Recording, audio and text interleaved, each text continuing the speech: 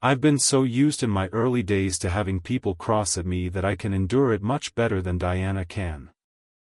Much of the snap had gone out of the old lady's eyes by this time and was replaced by a twinkle of amused interest.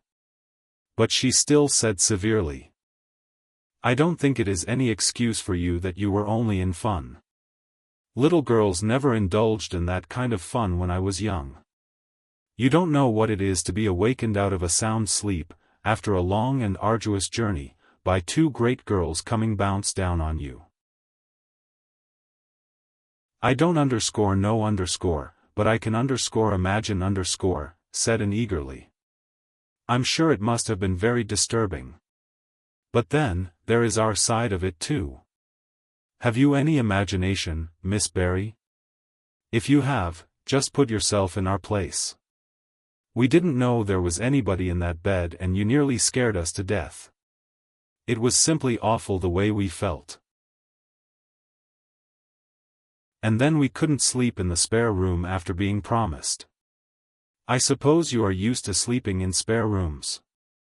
But just imagine what you would feel like if you were a little orphan girl who had never had such an honor."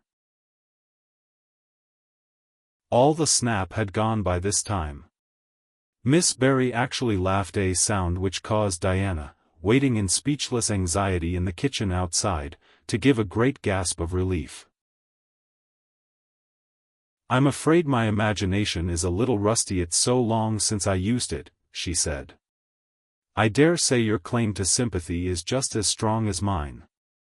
It all depends on the way we look at it. Sit down here and tell me about yourself." "I am very sorry I can't," said Anne firmly. "I would like to, because you seem like an interesting lady, and you might even be a kindred spirit although you don't look very much like it. But it is my duty to go home to Miss Marilla Cuthbert. Miss Marilla Cuthbert is a very kind lady who has taken me to bring up properly. She is doing her best, but it is very discouraging work. You must not blame her because I jumped on the bed.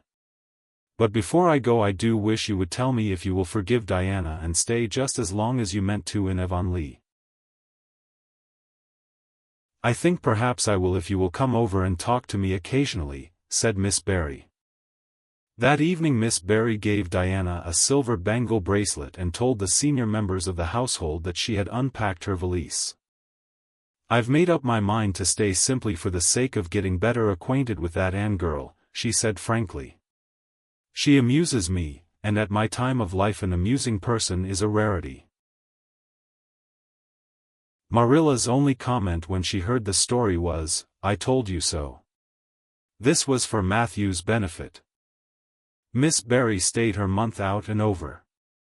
She was a more agreeable guest than usual, for Anne kept her in good humor. They became firm friends. When Miss Barry went away she said, "Remember, you Anne girl, when you come to town you're to visit me and I'll put you in my very sparest spare-room bed to sleep." Miss Barry was a kindred spirit, after all, and confided to Marilla. "You wouldn't think so to look at her, but she is. You don't find it right out at first, as in Matthew's case, but after a while you come to see it. Kindred spirits are not so scarce as I used to think.